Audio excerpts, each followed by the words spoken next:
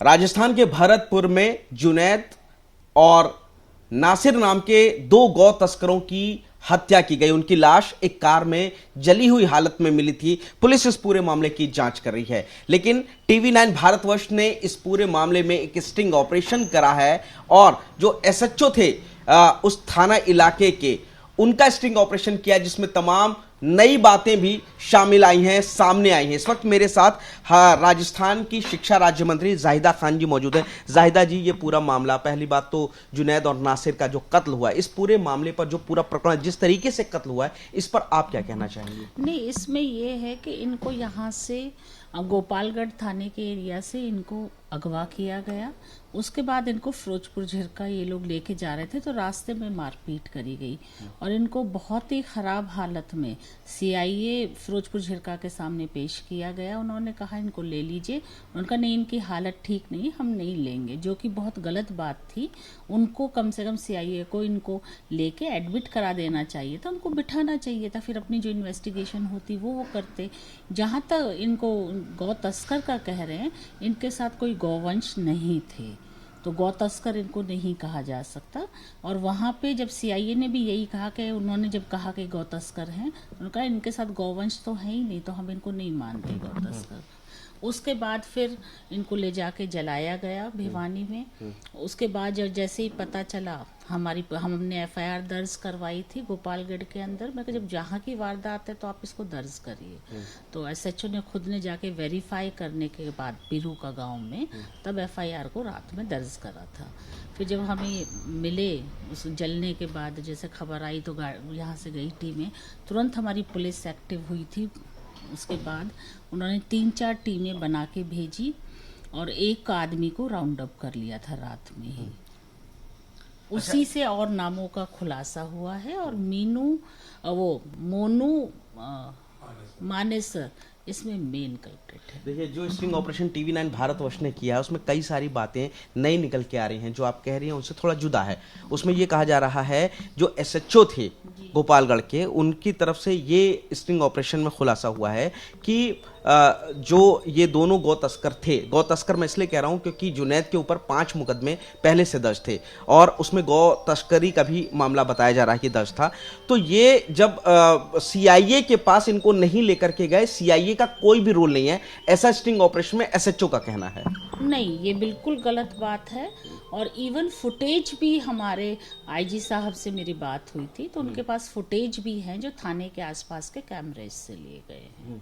तो वो तो अपने आप ही खुलासा पुलिस आपको कर देगी, IG साहब, बहुत जल्दी। मतलब आपका कहना है कि CIA के पास ये लोग लेकर के गए थे पहले? जी। तो लापरवाही कहीं ना कहीं पुलिसकर्मियों के खिलाफ भी है। अगर आप कहती हैं इन्वेस्टिगेशन में जो भी बात आगे आएगी, तो जो भी ये दोषी पुलिसकर्मी थे जिनके पास लेकर के गए और उन्होंने एक्सेप्ट नहीं किया, उनको अपने पास नहीं ले गए या अस्पताल नहीं ले गए जैसा कि आपने कहा, तो क्या उनके खिलाफ भी कार्रवाई होनी चाहिए? डेफिनेटली होनी चाहिए हरियाणा पुलिस के खिलाफ कार्रवाई, क्योंकि उनकी जिम्मेदारी बनती है और उनको कम से कम एडमिट, इनसे लेके एडमिट तो कराना चाहिए था। जब मुजरिम होते तो वो भी क्लियर हो जाता, कोई दिक्कत नहीं थी, उनको उस जुल्म की सज़ा मिलती। लेकिन इंसान को मारने का हक यहाँ के कानून ने तो दे नहीं रखा है। तो उन्होंने जिस तरीके से उनको मारा बेदर्दी से, उसके बाद उनको जिंदा जलाया, ये तो बहुत ही कह सकते हैं हीनियस क्राइम था और इसके बराबर ही वो CIA को माना जाएगा। मोनू मानेसर की बात की जाए तो पुलिस ने इस स्टिंग ऑपरेशन में, गोपालगढ़ के SHO का कहना है कि मोनू मानेसर का कोई रोल नजर नहीं आ रहा है। हालांकि रिंकू जो है, रिंकू सैनी, वो मोनू मानेसर का आदमी था। उस पर क्या कहना चाहिए? नहीं, देखिए, जो पीड़ित हैं उन्होंने ये बिल्कुल ठोस तरीके से कहा है कि मोनू मानेसर का इसमें हाथ है और ये चीज़ें इन्वेस्टिगेशन में और डिटेल में आ जाएंगी। तो इसलिए मैं इसके बारे में तो आपको, हम तो यही कह सकते हैं कि मोनू मानेसर इसमें था और उसको सज़ा मिलनी चाहिए, क्योंकि उसके पहले भी हथियारों के साथ, जिस तरह से आप उनको, मतलब गैंगस्टर भी नहीं कह सकते, आतंकवादियों की तरह उसके हथियारों के साथ, जखीरे के साथ उसके फ़ोटो हैं जो वायरल हो रहे हैं। मतलब खुले में वो मर्डर करता है, फेसबुक पे लाइव डालता है, उसके बाद उसको डिलीट करता है। He is a criminal basically. 2 नए नाम इस स्टिंग ऑपरेशन में सामने आ रहे हैं। एक का नाम विकास आर्या है, दूसरे का नाम मोनू राणा है। उनका कहना है कि ये दोनों मेन हैं, इसके अलावा रिंकू सैनी मेन है, मोनू का कोई रोल नहीं। ये जो दो नए नाम हैं, इनके बारे में आपको जानती हैं या क्या कहना चाहेंगे इनके बारे में, क्योंकि अभी तक की इन्वेस्टिगेशन में इन दोनों का नाम कहीं नहीं है।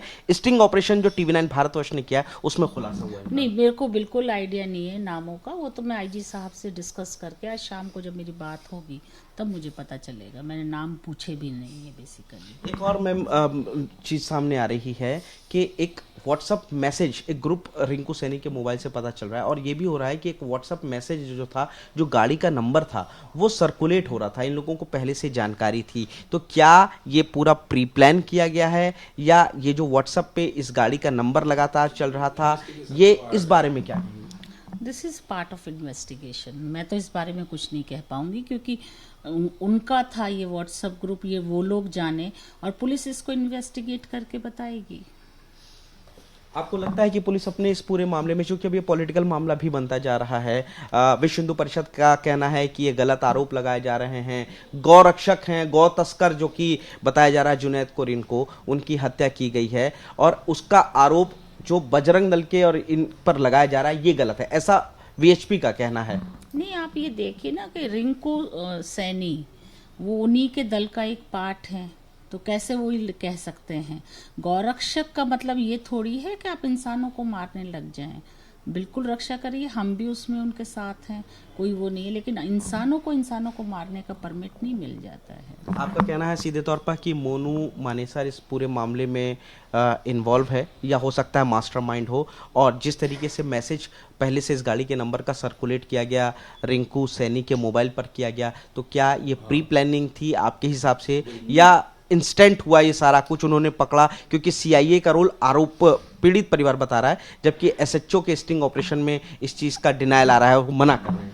नहीं, जैसे कि आप बता रहे हैं कि सर्कुलेट हुआ है इस तरह से, तो डेफिनेटली ये लग रहा है कि ये प्री माइंडसेट से किया गया है, और बाकी तो पुलिस अपने खुलासे में कर देगी। हमारी राजस्थान की पुलिस बहुत एक्टिवली इसमें लग रही है, और मुझे पूरी उम्मीद है कि बहुत जल्दी इसमें सारा खुलासा होगा। जाहिर तौर पर जाहिदा खान जी शिक्षा राज्य मंत्री हैं राजस्थान की, और ये पूरा इलाका, ये जो घटना हुई है वो इन्हीं के इलाके में आता है, और साफ तौर पर इनका कहना है कि पुलिस पूरे मामले में इन्वेस्टिगेशन कर रही है। CIA का जो पूरा रोल है वो भी जांच के घेरे में है, और अगर दोषी पुलिसकर्मी होते हैं तो उनके की भी खिलाफ कार्रवाई होनी चाहिए, और कहीं ना कहीं ये भी हो सकता है कि ये जो हत्या हुई है वो पहले से ही रची गई साजिश का हिस्सा हो। फिलहाल पुलिस इस पूरे मामले में जांच कर रही है। एक आरोपी को गिरफ्तार किया गया है, जबकि पूरे और जो बाकी आरोपी हैं वो अभी भी फरार हैं। कैमरामैन अशोक के साथ पुनीत शर्मा, TV9 भारतवर्ष, भरतपुर, राजस्थान।